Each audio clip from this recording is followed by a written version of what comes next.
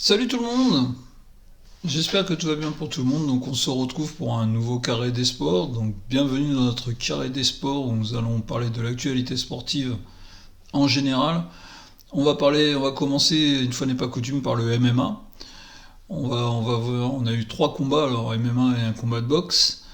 Après on va parler football avec la Ligue 2, la Ligue 1 et bien sûr la Coupe de France féminine qui a eu lieu ce week-end. On va parler aussi du rugby, de l'équipe de France de rugby dans les tournois à destination et de la Formule 1 avec le Grand Prix d'Arabie Saoudite. Avant toute chose, n'oubliez pas de vous abonner, de lâcher un pouce bleu, c'est important. Je vais vous mettre un lien dans la description si jamais vous voulez aider la société Oxma Sport à se développer pour créer son salon Elite Sport Lounge pour venir voir donc sa fan zone pour venir voir des événements sportifs comme l'Euro 2024, comme les JO 2024. Là, on part donc sur un premier match qui va être le classique français, donc entre l'OM et le Paris Saint-Germain à la fin du mois de mars. Donc n'hésitez pas à aller faire un tour sur Oxma Sport, je vous laisse le lien. Je vous dis à tout de suite pour les informations sportives.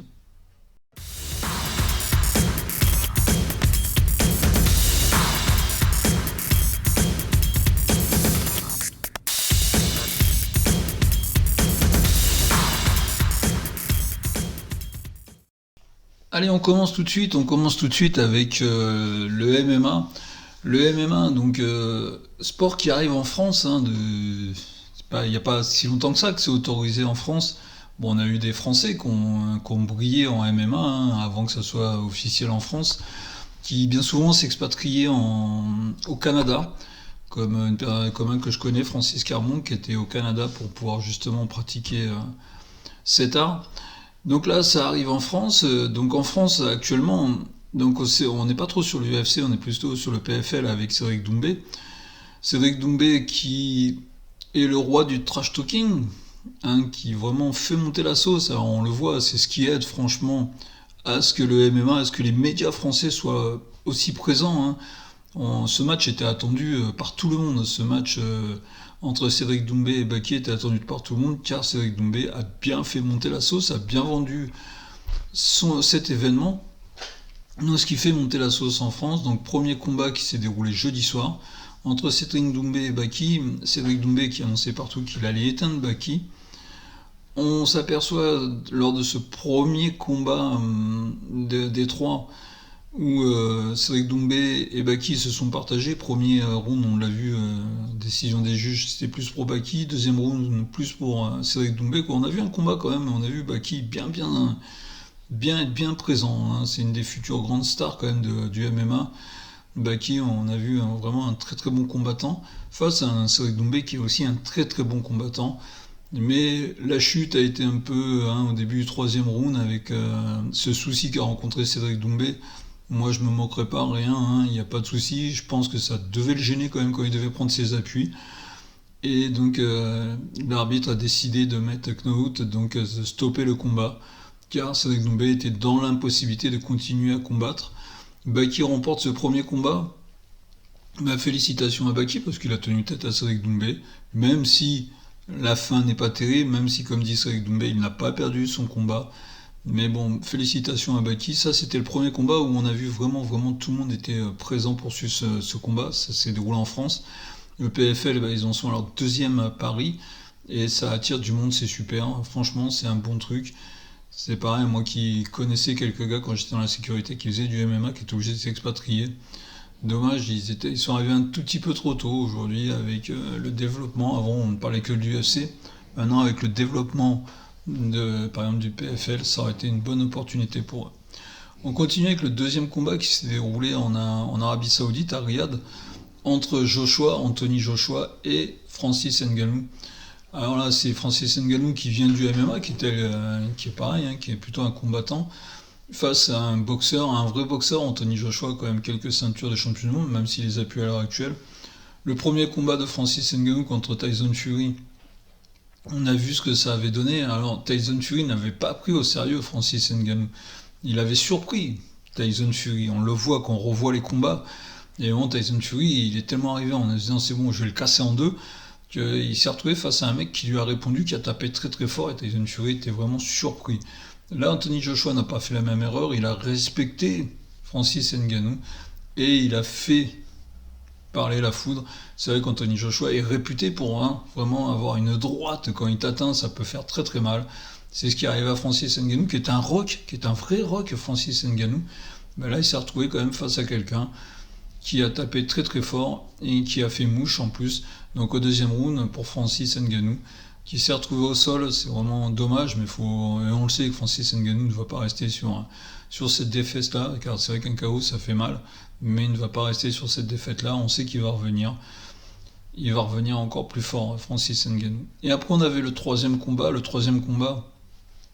entre Dustin Poirier et Benoît Saint-Denis.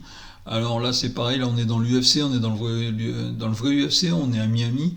Benoît Saint-Denis commence à monter, Benoît Saint-Denis, alors j'aime bien son parcours, ancien militaire, comme moi je suis un ancien militaire, donc vraiment quand il a fait sa première entrée, quand il s'est imposé là sur la marche commando, j'étais presque au garde à vous.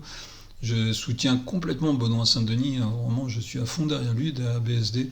Mais là c'est pareil, bon, il a été handicapé il était sous antibiotiques, il n'a peut-être pas pu répondre comme il répond habituellement. On sait qu'il a un mental d'acier, un mental de guerrier. Il est tombé sur plus fort que lui, voilà, faut pas chercher des excuses, et je sais très bien qu'il va pas en chercher des excuses, mais il va revenir encore plus fort. Et lui aussi, KO au second round, on le voit, ça tape très très fort aussi en face. Poirier, c'est pas le premier venu non plus. Donc voilà, on a vu sur ces trois combats, donc 2 de MMA, où Cédric Doumbé s'est incliné, et où Benoît Saint-Denis s'est incliné aussi, et on voit dans le combat de boxe, avec Francis Ngannou qui s'est incliné. Bon, moi qui suis supporter entre Baki et Doumbé, je n'avais pas de préférence, même si je suis plus Doumbé, puisqu'on entend plus parler de Doumbé, mais je n'avais pas spécialement de préférence. Mais là, pour Benoît Saint-Denis et Francis Ngannou, je suis déçu des résultats, mais c'est comme ça, c'est les sports de combat. Et les sports de combat, il faut apprendre à perdre pour gagner la fois d'après. Donc on se retrouvera au prochain épisode pour tous les combattants boxeurs français. Allez, on démarre, honneur aux féminines pour le foot, on va parler de la Coupe de France féminine. Coupe de France féminine qui a vu donc sur les demi-finalistes, sur les 4 dernières restantes, l'Olympique Lyonnais, l'ogre du football français. Et on avait quand même 3 équipes parisiennes, ça fait plaisir. Donc le PSG, tête de liste, le Paris FC et Flory, donc nos 3 équipes parisiennes étaient présentes lors de cette demi-finale, ça c'était super. Samedi soir plutôt, l'Olympique Lyonnais recevait Flory, alors c'est Flory Mérangis, l'équipe essonienne. Match nul, 0-0. Ils ont bien tenu, Flory, grâce à leur gardienne, qui réalise l'arrêt en fin de match qu'il fallait réaliser, comme elle le dit elle-même dans une interview.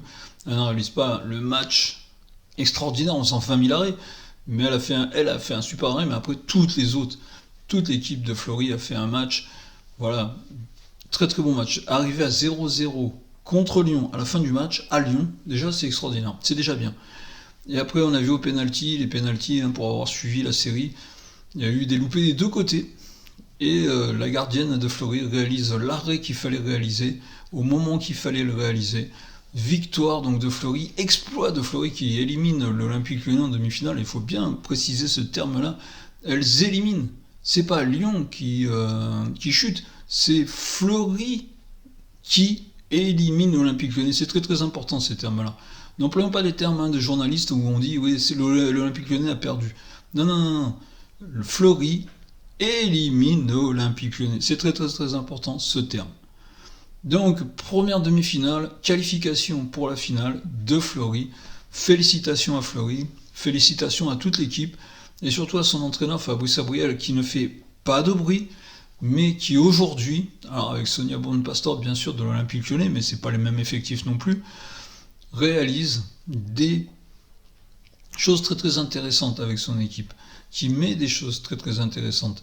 Et quand je vois quand on fait des putsch avec l'équipe de France et qu'on va chercher des entraîneurs réputés, mais ça ne change pas, il faudrait peut-être penser à quelqu'un comme Fabrice Abriel, qui peut-être apporter du changement dans le football féminin. Fabrice Abriel qui est vraiment l'entraîneur.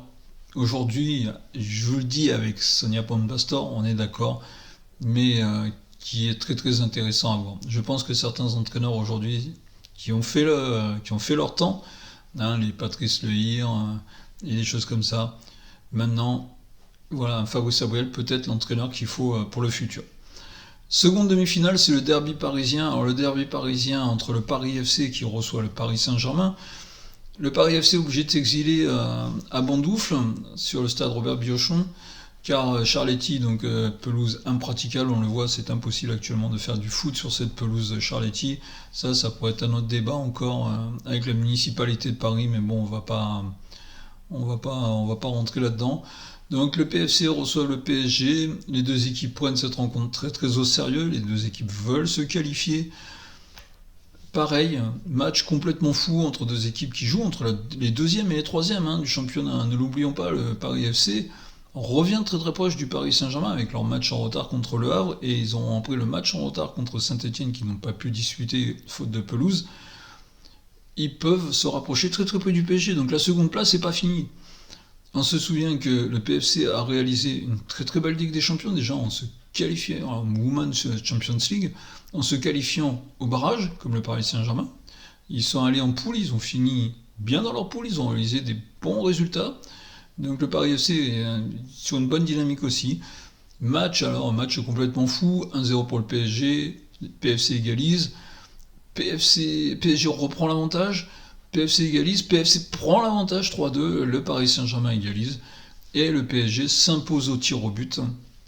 Donc le résultat des deux demi-finales très très intéressantes à voir aussi. Aussi bien Fleury se qualifie au penalty, le PSG se qualifie au penalty. Donc finale qui aura lieu donc au mois de mai, le 4 mai, entre Fleury et le PSG. Donc on en reparlera car il faut venir très très nombreux pour suivre cette finale, car le football féminin a besoin de tout le monde, c'est très très important. Donc il faut être à fond derrière le football féminin. On va avoir une belle finale entre Fleury, une équipe qui joue au ballon, et le Paris Saint-Germain. Donc vivement début mai pour qu'on puisse assister à cette finale entre Fleury et le Paris Saint-Germain. Allez, on part en Ligue 1. La Ligue 1, ce championnat tant décrié que tout le monde dit qu'il est nul. Alors, la Ligue 1 qui peut passer du tout au rien. Alors, on commence avec le match du vendredi soir. Le match du vendredi soir, c'est Nice. Alors, une équipe qui avait fait une bonne première partie de saison, où on parlait de son entraîneur comme le futur Messi du football, face à une équipe de Montpellier qui est à la rue actuellement. Alors Montpellier, vous le savez, après les équipes de Paris, Montpellier c'est mon équipe, c'est vraiment mon club même, carrément. Donc là, Montpellier, victoire à Nice, important pour les Montpelliérains, 2-1, très très important pour les Montpelliérains. Belle victoire des Montpelliérains à Nice, attention Nice, qui sont un petit peu en train de perdre le fil. Le match du samedi 17h, l'Olympique Lyonnais, malgré son coup d'arrêt contre Lens, mais Lens était sur une bonne série, ils ont repris leur chemin, 2-0 contre Lorient qui est vraiment en très très mauvaise posture à l'heure actuelle, les Lorientais. Donc bonne victoire des Lyonnais 2-0, qui leur font vraiment très très bien, vraiment du bien plutôt dans cette deuxième partie de saison. Lens qui est sur une méga dynamique, reçoit Brest qui est sur une méga dynamique. Ça ne peut faire que des étincelles, ça a fait des étincelles, ça a fait un bon match.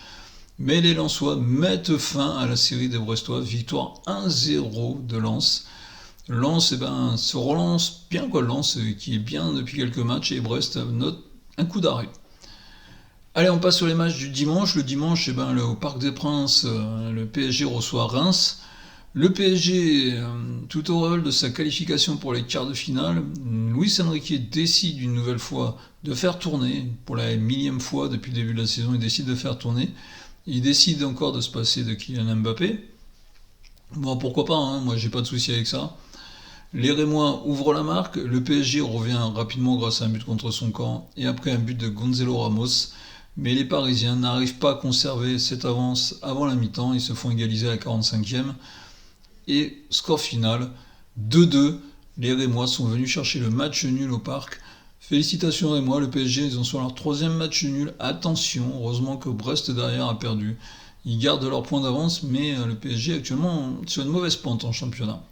Après, dans les matchs de 15h, Et ben Monaco s'est déplacé à Strasbourg. Alors Strasbourg qui était pareil sur une bonne série, s'incline 1-0 à domicile contre des Monégasques qui reprennent du poil de la bête et qui remontent à la 3e place collée à Brest.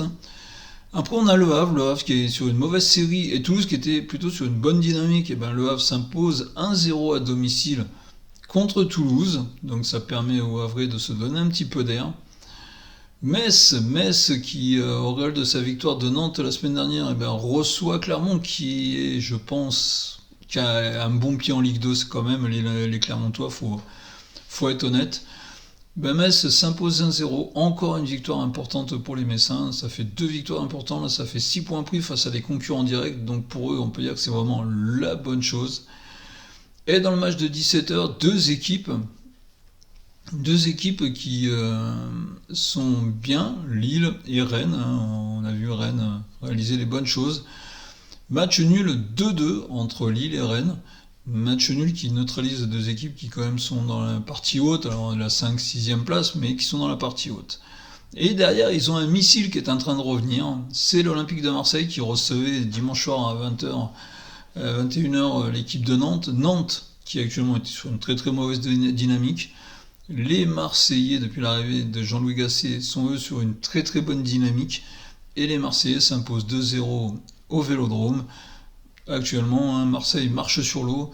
Depuis l'arrivée de Jean-Louis Gasset a juste redonné le sourire aux joueurs et on voit comment que ça repart. Les joueurs marseillais savaient jouer au foot. C'est juste quand vous avez un entraîneur qui n'est pas tellement au bon endroit au bon moment, on s'aperçoit qu'on a des petites erreurs comme ça. Donc voilà, pour les résultats de la Ligue 1, on va se retrouver tout de suite pour parler de la Ligue 2. Allez, on se retrouve pour parler de la Ligue 2. Alors la Ligue 2 comme la Ligue 1, les matchs se suivent et se ressemblent pas, franchement. Alors, on va commencer par le premier match à 15h. Saint-Etienne, qui est sur une bonne dynamique, reçoit Auxerre, qui est leader incontesté de cette Ligue 2. Les Stéphanois à domicile ont fait parler la foudre et s'imposent 1-0 contre Auxerre. Très très bonne opération pour les Stéphanois, car cette victoire les refont bien remonter au classement. Après on a Ajaccio. Ajaccio se déplace à Annecy. Annecy qui est mal parti en championnat, Annecy s'impose à Ajaccio 3-1. Belle victoire pour l'équipe d'Annecy à domicile, à l'extérieur plutôt. C'est important de prendre des points à l'extérieur, maintenant il va falloir juste les valoriser à domicile. Mais belle victoire d'Annecy contre Ajaccio qui est dans le ventre mou de cette Ligue 2. Bordeaux c'est pareil, Bordeaux reçoit Quevilly-Rouen, Bordeaux, on le sait avec leur joueur qui a été gravement blessé, n'en dit rien. Mais là, Bordeaux enchaîne des contre-performances et un match nul à domicile contre Quevilly-Rouen en plus. C'est une mauvaise opération pour les Bordelais qui, je pense, de plus en plus voient la montée en Ligue 1 s'est échappée. Quevilly-Rouen, eux, jouent le maintien, donc c'est un bon point pris à l'extérieur, mais il va falloir aller chercher des plus gros points quand même pour Quevilly. Amiens-Rodez, ventre mou pour Amiens, Rodez qui est la 7e place, qui tourne dans ces eaux-là. Bon, Rodez, à la base, il ne faut pas oublier qu'on n'est plus sur une histoire de maintien et non pas sur une histoire de montée. Rodez qui est allé chercher un bon point à Amiens. Amiens qui ne fait pas de bruit, qui est dans le ventre mou, et voilà, ils sont bien. Voilà, match nul à domicile. Bonne opération pour Rodez, on va dire. 3 qui se bat pour le maintien en Ligue 2, 3 qui fait une saison pas terrible, 3 qui flirte avec la première place des relégables, et puis 14, 15, 16e place. Et 3 s'est imposé contre Bastia. Bastia est sur une très très mauvaise pente actuellement. Donc l'équipe de 3 s'impose 2-0 à domicile contre Bastia. Dunkerque qui a besoin de points, Dunkerque qui, la semaine dernière, dans le derby des promus, s'était imposé contre Concarneau. Dunkerque s'impose encore à domicile contre Pau. Ils avaient besoin de points, les Dunkerquois. Ça leur permet de sortir de la zone rouge. Pau, par contre, eux, qui sont pour l'instant en plus dans le milieu du tableau, marquent le pas après quand même une bonne première partie de saison. Valenciennes, dernier de chez dernier, ils ont un pied en national eux aussi, reçoivent Angers, les seconds de Ligue 2. Angers qui réalise un bon parcours pour la montée directe en Ligue 1, un retour direct en Ligue 1. Un match nul, 0-0 entre Valenciennes et Angers. Valenciennes prennent un bon point, quand Angers, eux, s'inclinent plutôt. Caen, qui est sur une bonne phase, reçoit le Paris FC, qui eux sont plutôt sur une phase du match nul. On est plus dans des matchs nuls pour l'équipe de Caen à l'heure actuelle, pour l'équipe du PFC plutôt, excusez-moi. Et le PFC va chercher une victoire en toute fin de match sur le terrain de Caen à Dornano. Caen fait la très mauvaise affaire avec cette défaite. Caen qui était remonté à la 5e place. Et le Paris FC, avec ses 3 points, fait une très très bonne affaire. En tant que supporter du PFC, ils reviennent à 3 points de la première place, la dernière place plutôt barragiste. Ils sont à 39 et les premiers barragistes à la 5e place sont à 42. Donc c'est très très serré. La Ligue 2, c'est comme ça. Une victoire peut vous emmener un peu plus haut. Ils sont 9e actuellement le PFC, mais peut vous faire monter rapidement. Et une défaite peut aussi vous faire redescendre très très rapidement. Et on verra donc le dernier match entre Grenoble, les 3e, contre Laval, les 4e. Donc là, c'est le match du haut du tableau qui va se dérouler lundi soir à 20h45 à Grenoble. Donc on verra ça lundi soir. Voilà pour la Ligue 2. La Ligue 2, actuellement, les équipes qui brillent dans le haut du tableau sont Auxerre, malgré son coup d'arrêt, et Angers, malgré son match nul. Pour l'instant, ils restent les leaders. Mais attention, Saint-Etienne reviennent comme un boulet de canon. Grenoble, Laval sont là aussi, mais on a quand même Caen qui est juste derrière aussi. Donc quand même, il y a du beau monde qui est là pour essayer d'aller accrocher ses places en play-off. Voilà pour la Ligue 2. Allez, le rugby. On va parler rugby, on va parler un peu d'un autre sport de temps en temps quand même. Le rugby, l'équipe de France qui depuis son élimination en Coupe du Monde, on lui tombe beaucoup dessus, on la critique beaucoup. Alors c'est vrai quand même qu'il y a les blessures d'Ntamak, Romain Ntamak qui fait, je pense, très très mal. Et d'Antoine Dupont qui a décidé de se consacrer au rugby à 7 à l'heure actuelle, donc qui a fait un trait sur ce tournoi destination. L'équipe de France qui a mal débuté, c'est clair, mais là l'équipe de France qui se déplaçait au Pays de Galles et qui sont allés s'imposer 45-24. Très très très bon résultat pour les Français, franchement, aller chercher cette belle victoire. Ce qui prouve qu'il y a quand même un très bon vivier. N'oublions pas qu'on a l'équipe de France de rugby des moins de 20 ans, des U20, a été quand même plusieurs fois championne du monde, donc il y a quand même un beau vivier derrière. Là, on voit dans les autres matchs de ce week-end que l'Angleterre a battu l'Irlande. Ça, c'est une bonne opération, donc du Grand Chelem, il n'y en aura pas. Mais voilà, il peut y avoir encore la victoire du tournoi destination. On sait qu'il va y avoir un France-Angleterre qui va être très très important la semaine prochaine, la prochaine journée plutôt, donc une victoire impérative pour les Français dans ce match. Et on a vu aussi sur cette journée la victoire des Italiens. Les Italiens qui ont battu les Écossais, ça aussi c'est une très très bonne victoire pour les Italiens, c'est très très bien. Les Italiens qui étaient un peu la risée de ce tournoi de destination, en s'imposant, ils ont réalisé quand même une très très bonne chose. Donc on va revenir quand même sur les Français qui sont allés s'imposer 45-24 contre le Pays de Galles à Cardiff, c'est très très important. Belle victoire des Français, il faut que ça continue et soyons derrière l'équipe de France, même s'ils ont loupé la Coupe du Monde, même s'ils sont fait éliminer, mais ils sont fait éliminer quand même par l'Afrique du Sud, c'était quand même la finale de la Coupe du Monde avant l'heure. Ne crachons pas dessus non plus. Allez l'équipe de France, on est à fond derrière vous. Allez, on va parler de la Formule 1. La Formule 1 aussi, alors la Formule 1, le vainqueur ça va aller très très vite. Max Verstappen. Max Verstappen s'impose encore, alors sans trop de difficultés. 13 secondes d'avance, mais sur son équipier, Sébastien Pérez. Après, on voit que Charles Leclerc, avec la Ferrari, est à la 3e position à 18 secondes. C'est énorme. En Formule 1, 18 secondes, c'est énorme. Donc il y a encore beaucoup d'écart entre la Red Bull et la Ferrari. Voilà, la saison risque d'être longue de ce point de vue-là. Après, derrière, ça va se battre un petit peu quand même, parce qu'on voit que 4e, c'est une McLaren avec Piastri plutôt. Après, on voit que c'est une Aston Martin avec Alonso. Après, une Mercedes avec Russell. Donc, vous voyez, après, là, on a Ferrari, McLaren, Aston Martin, Mercedes. Donc, on est... Allez, ça va se battre un petit peu derrière. Après, bon, il y a Alas qui est à la 10e position, comme vous voyez. Donc, voilà, on retrouve après les secondes voitures. Il manque les Alpines, là, pour l'instant, les Alpines d'Ocon et de Gasly, j'aimerais bien les voir rentrer dans les 10 points, là, sur les 2 premières manches, elles sont pas là. Allez, espérons que ça va venir assez rapidement. Enfin voilà, la Formule 1, à l'heure actuelle, dominée de la tête et des pieds par Red Bull et par Max Verstappen. C'est pas les deux pilotes. Pour en avoir discuté avec des personnes un peu plus dans le monde de la F1, c'est vrai que moi je me souviens à l'époque où McLaren dominait, par exemple, quand c'était Ayrton Senna et Alain Prost, mais les deux, quand même, ils se battaient l'un contre l'autre, pour la première et la deuxième place. Là, on voit que Verstappen, il est tout seul, même son équipier, il est très très loin.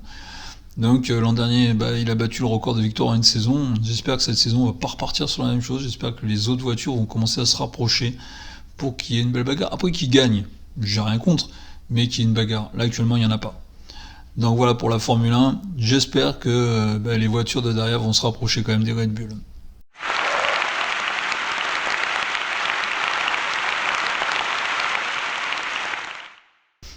Allez, en conclusion, on a parlé de beaucoup de choses quand même dans cette émission. Alors n'oubliez pas, venez discuter avec moi.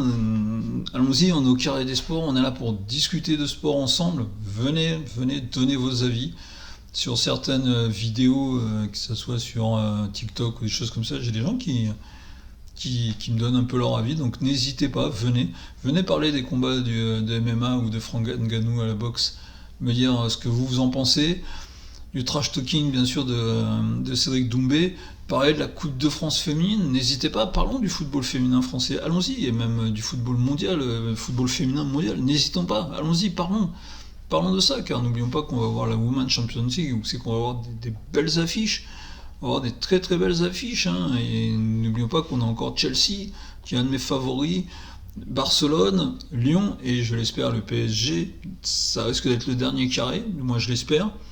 Donc voilà, allons-y, car le football français, le football féminin est là, et on va avoir des belles choses.